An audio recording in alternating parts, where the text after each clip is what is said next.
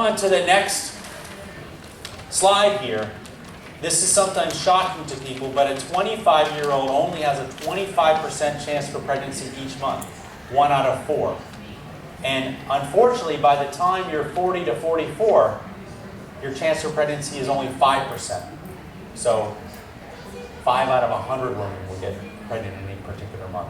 So this biological clock is expressed by chances for pregnancy each month. There's some very classic population statistics that basically show 99.99% of women are infertile, cannot get pregnant by the age of 45. And that's normal human biology. And it's nothing that anybody ever did wrong. Many women are losing their fertility sometime between the ages of 35 and 40 though. And we encourage people to start thinking about starting their family by the age of 35. Causes of infertility, we'll just skip through that a little bit, but female 50%, but you look next to it, it says male 35%. So not all infertility is female factor. The reality is men are affected by their environment, men are affected by stress. Sperm counts actually are dropping worldwide. So if you're having problems getting pregnant, your husband needs to give you a semen analysis.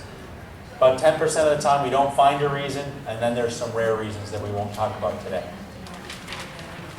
Another question? No, okay. All right, so just kind of going to the next page here. So we have this pre-menopausal transition period, age 40 to 60.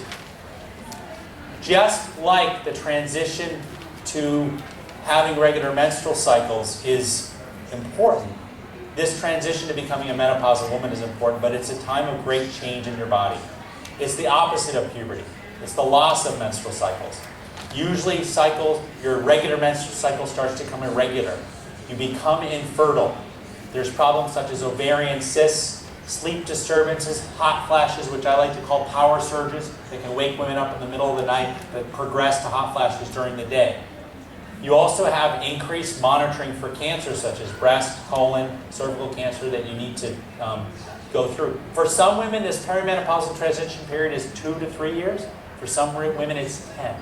And it's a difficult time, and it's unique to each woman, and it's really something that you need to work with your OBGYN, who you've known hopefully for many years at that point, to work on what's best for you. But it is normal, and it can be ablated with the use of sometimes birth control pills or other hormones, but it's a normal part of transition into menopause. And menopause, I put age greater than 55 here, is something that's unique. There's very few mammals. Yes, ma'am?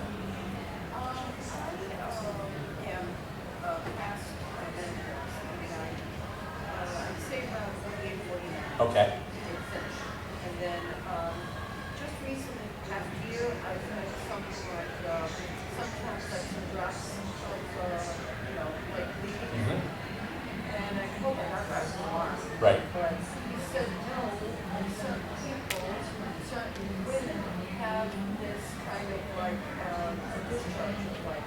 Yeah, you can. I mean, did you see your doctor? No. Well, yeah, I have.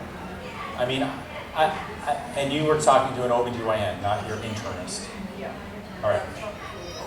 So, I mean, in general, postmenopausal bleeding should be evaluated. Sometimes there can be cervical polyps, sometimes there can be endometrial polyps, sometimes there can be hormone disorders.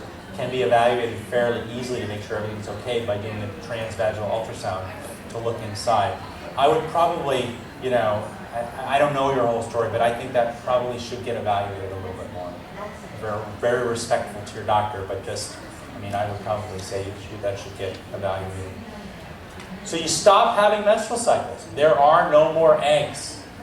Remember, eggs make estrogen. So when there's no more eggs, there's no more menstrual cycle.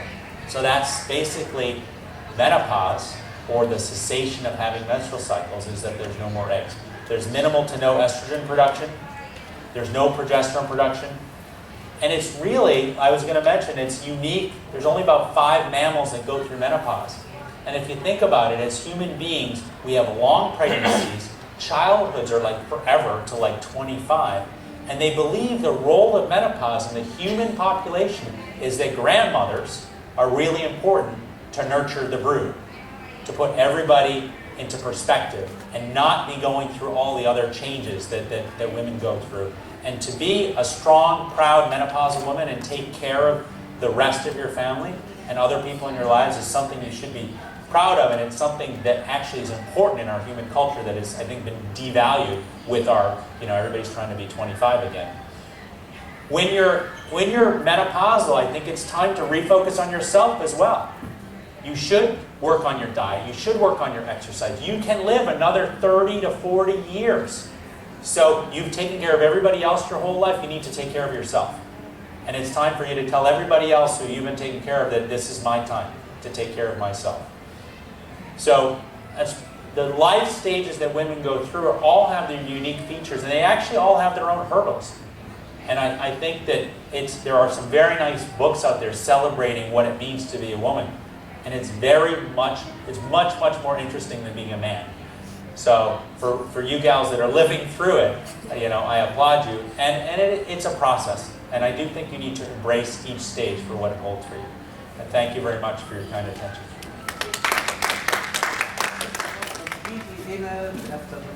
No, after menopause, the ovary does continue to secrete some hormones, but in very low levels. Some testosterone, very little bit estrogen, some other reproductive hormones, but very, very little.